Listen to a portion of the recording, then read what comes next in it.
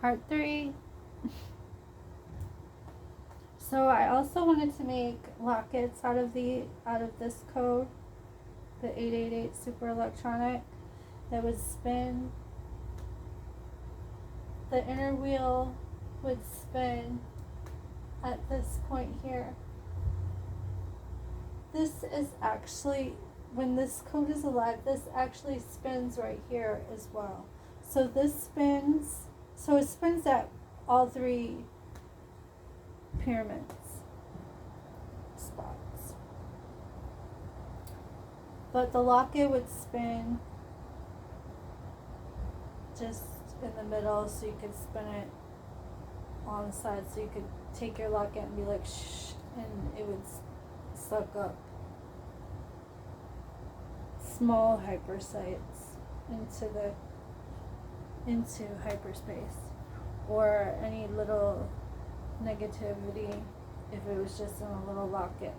Large ones are going to obviously suck up a lot more when those are made, and it's my goal to provide every city with one of these golden wheel hyper wheels to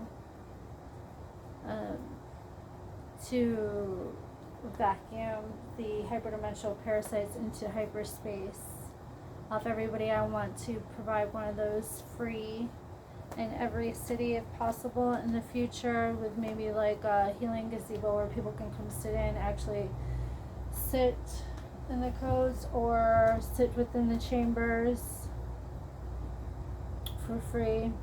They could leave a donation or whatever if they wanted, and it would be available to everyone in the future. That's my goal for my donation to humanity when I'm able to do so financially, to provide this to everyone in my country, to every city in my country, and then to the world.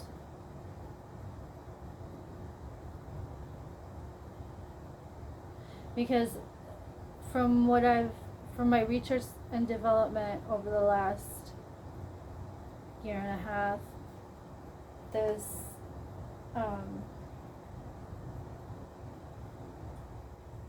I feel that if one of these were in every home, or a spinning wheel was in every home, or at least every city, that it would suck up all the hyperdimensional parasites off everyone, and out of the planet, off the planet. Because right now we have a huge, nasty hypersite problem. A lot have been lifted up over the summer. I've lifted a lot of them. I've done a lot of planetary work lifting huge Godzilla, Monstrous, Loch Ness Monster site, hypersites off the planet. But we have a nasty one latched onto the heart core of the planet. She doesn't want to get off, and she's siphoning off a lot of us. So really need to get her out of there and get all the nastiness off of everybody that you just don't realize, because we've been inundated with these our whole lives, that we don't realize what it's like not to have them, and what our bodies could become and look like when we are not infested with these hyperdimensional parasites. The future can be very miraculous if humanity decides to wake up and smell the coffee and drink it, and drink the coated coffee, and drink the coated tea time coated, and drink the coated water and beverages, and really to get these hyper wheels going everywhere. Even if we have one in the sky that's fun, it will suck everything right up into hyperspace off of everybody. So the countries that wouldn't be able to get one of these, I could beam one into the sky to help those areas of the world, and so nobody would be left out. I can't wait for the day when the wheels are spinning, especially on my property, in my living area, and for those that I love and care for, let alone the whole planet. It's going to be really wonderful when it'll be a whole new world, a beautiful, beautiful world with so much relief. The children are going to be so happy that they don't have to deal with it, and the adults will be in a state of wonder and amazement of what's possible in the future.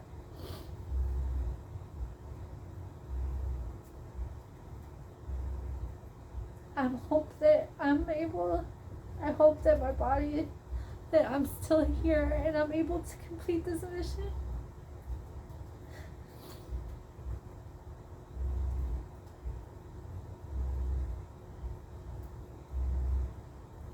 Because it's so important to the planet, humanity, and the animals.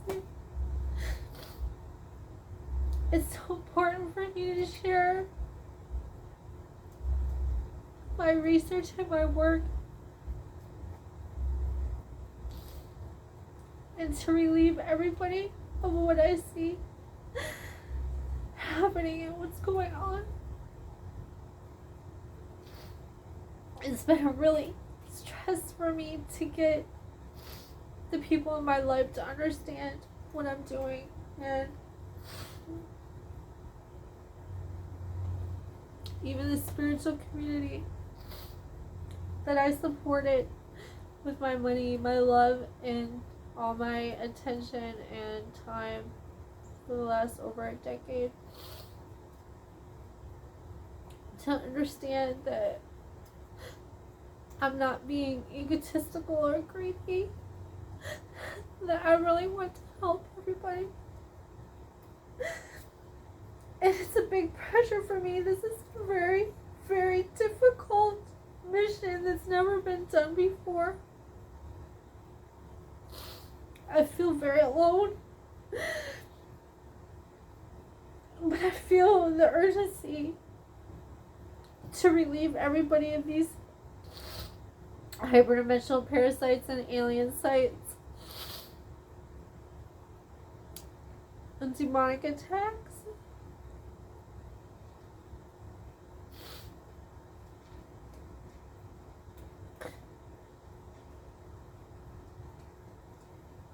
I just wish that people would wake up right now and realize that this is very important.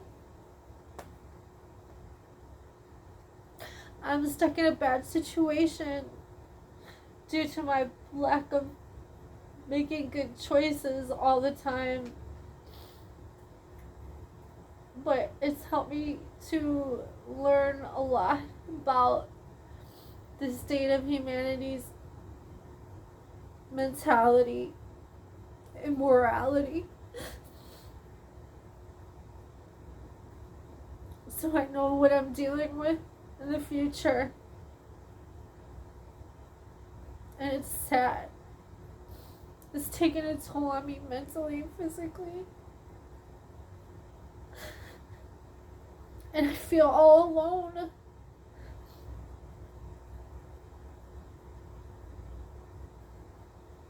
I know I'm strong, or else I wouldn't be given this mission or took this mission.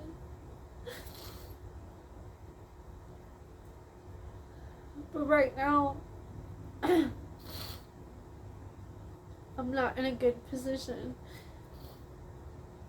financially and stability wise, I'm in limbo. I need to progress to the next level, and I do not have safety and security in my life right now. I have severe anxiety.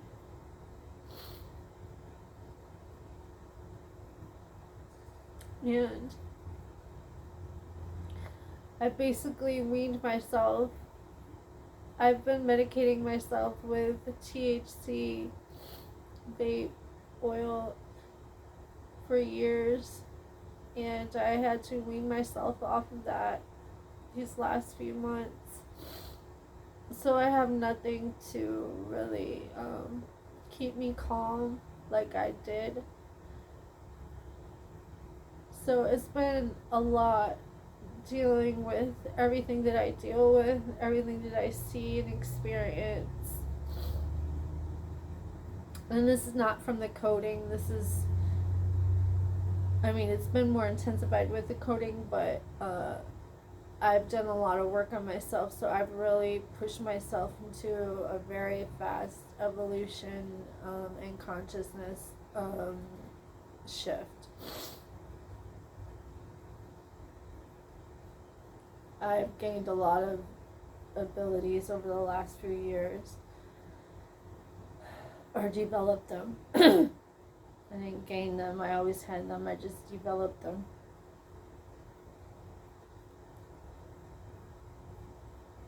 And I feel like nobody understands, and I feel very disappointed and let down by the spiritual community, which was the only family that I thought would understand me.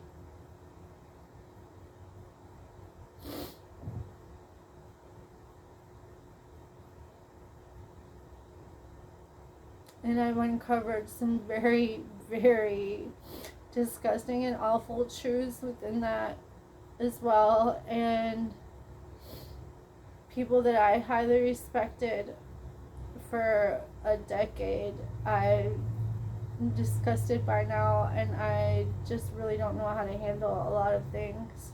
There's no going back to normal for me.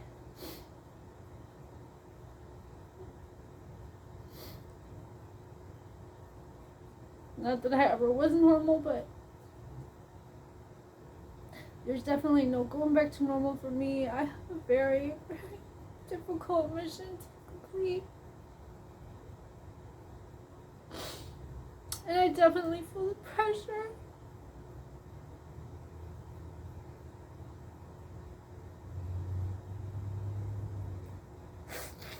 I'm just upset that I wasted so much time. But I guess it was all learning for me. And I just wish that there was brave people in the spiritual community that are just worried about themselves and their own pockets, that would act upon what's right now.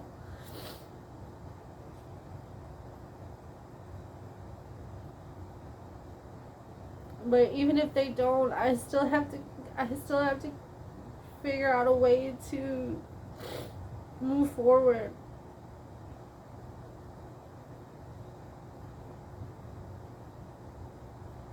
So I'm just taking it day by day, minute by minute.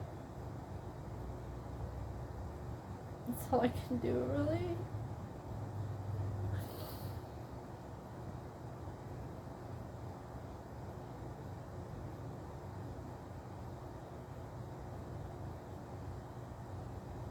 I have so much information to get out. So much to share and so much to inform. And just a lot. My teeth are messed up. I don't have a driver's license due to some shit from like 15 years ago, and they put the fines on my license. It's gonna cost me thousands to get it back. My vehicle got towed away years ago because the person I was letting use my vehicle ran red lights, and I had all these tickets in my name that I didn't know. When I went to renew the registration on the vehicle, I found out all this stuff, and there was no way I could renew it. And then I gave Melchizedek my truck, and he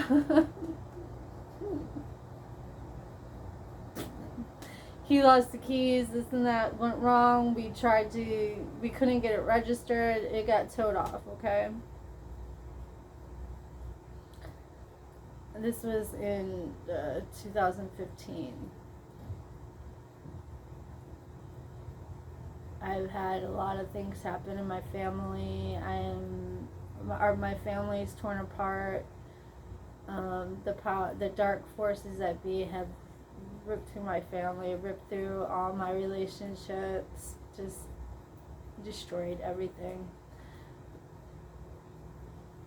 They did not want me to do this mission at all. Like, they wanted me out the game. Like, I'm not supposed to be alive right now, I don't think. Like, it's a miracle that I'm even here.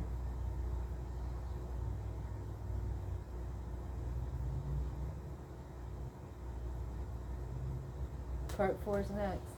Love you.